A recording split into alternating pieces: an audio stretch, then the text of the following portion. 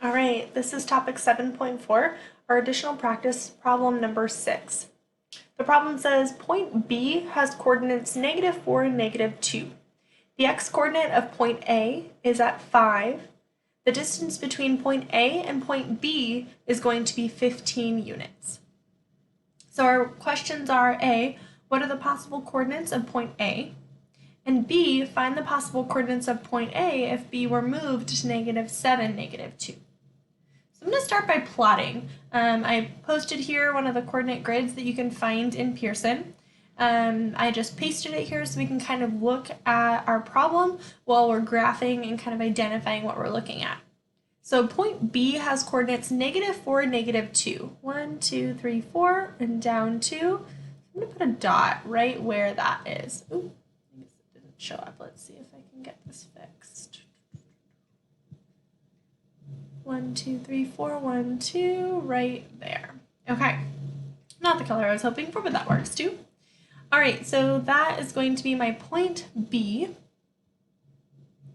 and that's going to be at -4, -2.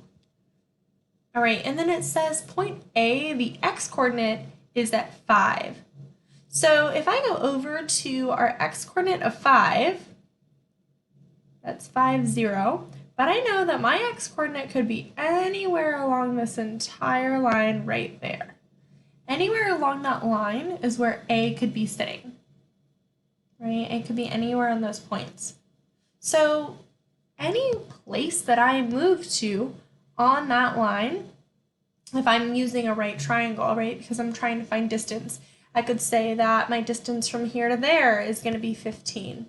And I would find it by making a slope triangle and deciding what it was going to be. Or I could say that my distance from, let's see, if A were down here, there from there is 15, and I'd make a slope triangle and I'd decipher that that hypotenuse was 15, right? I know that I can't just go straight.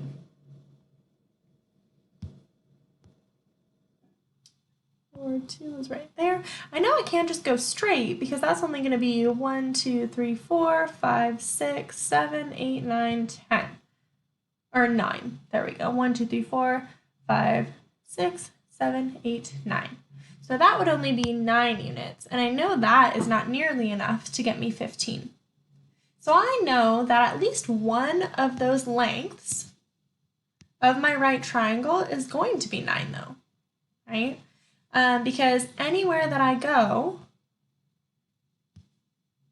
on this, in order for B to get to A, I know I need to make a right triangle in order to figure out what the hypotenuse is. So at some point, whether I go up and over because our line is here, or if I go over and up because our line is there, or over and down because our line is here, whichever direction I go, I know that I'm going to have to move over 9 and that my diagonal is always going to be 15, no matter where that is. Okay, so I know that looks a little bit messy at the moment, but let's look at this now. That means that I'm always going to have a right triangle with my hypotenuse as 15, and one of my legs is going to be 9. And because we're using our slope triangles, I know that's a right triangle as well. Now I have a tool to figure out what that last length is. So I can do our a squared plus b squared equals c squared.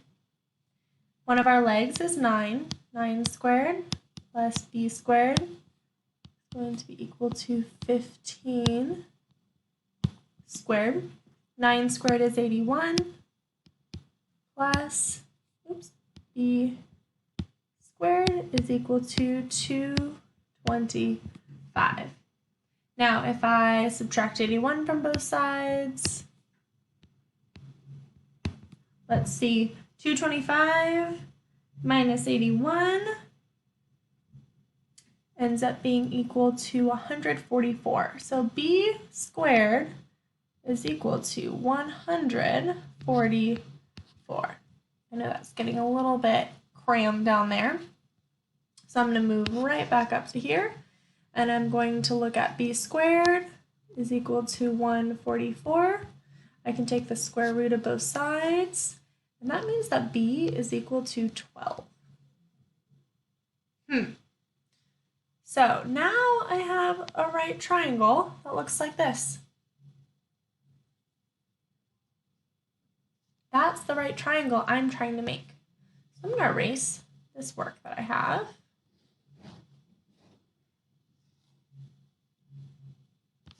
And I'm going to try and figure out how to make that right triangle. I'm going to start again at my point B, negative 1, 2, 3, 4, and down 2, right there. And that is point B. At negative 4, negative 2. Now we compared our leg lengths to our slope triangle, right? I knew that I had to move over 9. 1, 2, 3, 4, 5, 6, 7, 8, 9. To move over that many. And now it's telling me that I have to move up 12. 1, 2, 3, 4, 5, 6, 7, 8, 9, 10, 11, 12. Right there. So I move over 9, up 12. That creates my right triangle. And that means that this length is going to be 15. And that point right there is going to be A, because I moved over 9 and up 12. Now I could just count, right? But this grid is a little small for me, and I don't know if I want to just take the whole time counting. I was already told that for my point A, our x-coordinate was 5, because I moved over 9. Now if I go from negative 2 up 12, let's see, negative 2 plus 12 ends up being positive 10.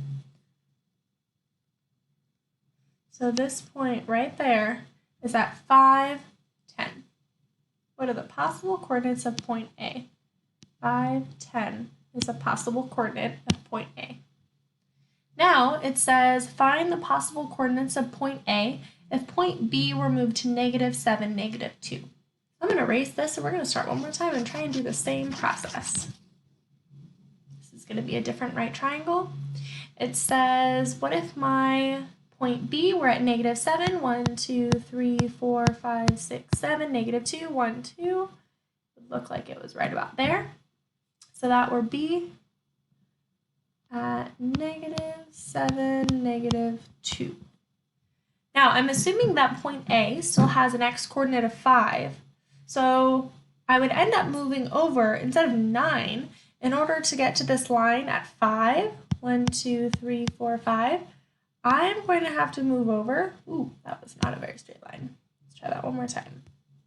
I'm going to have to move over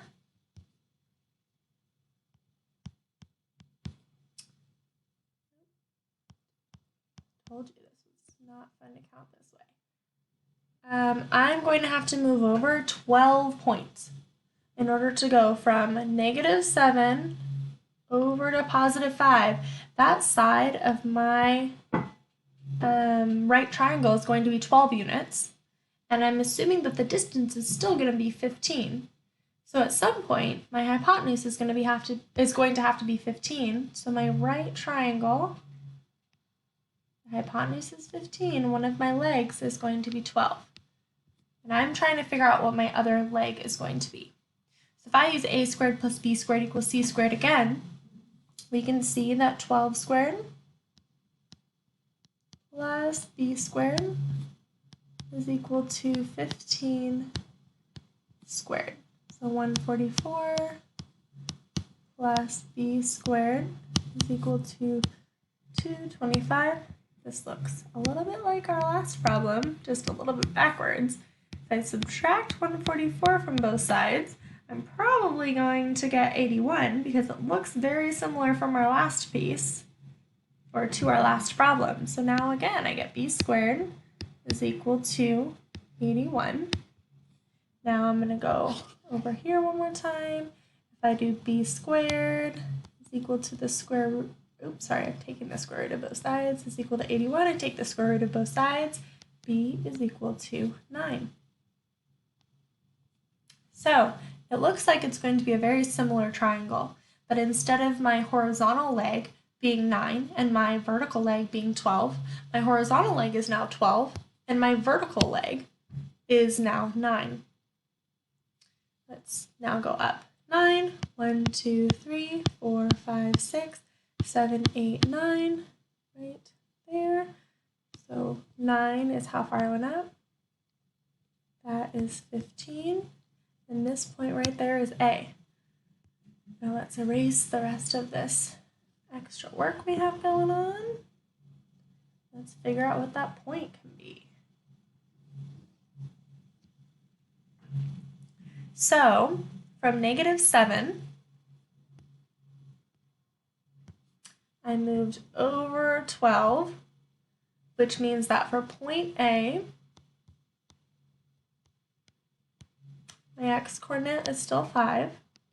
And from -2, I moved up 9. That means that my y-coordinate is going to be at a +7.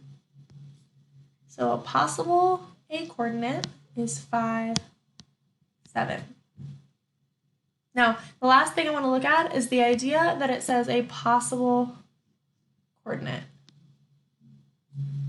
And that's because instead of going up 9, I could have gone over 12, and I could have gone down 9. So another possible coordinate could have been at 1, 2, 3, 4, 5, 6, 7, 8, 9, right there. Another possible coordinate for A could have been right there. My x-coordinate is still at 5. But my y-coordinate then, instead of going up 9, adding -2 to 9, I go down 9. So I add -2 to -9, which ends up being -11. Okay, so those are the two possible points for point A. And I could have done that with A also.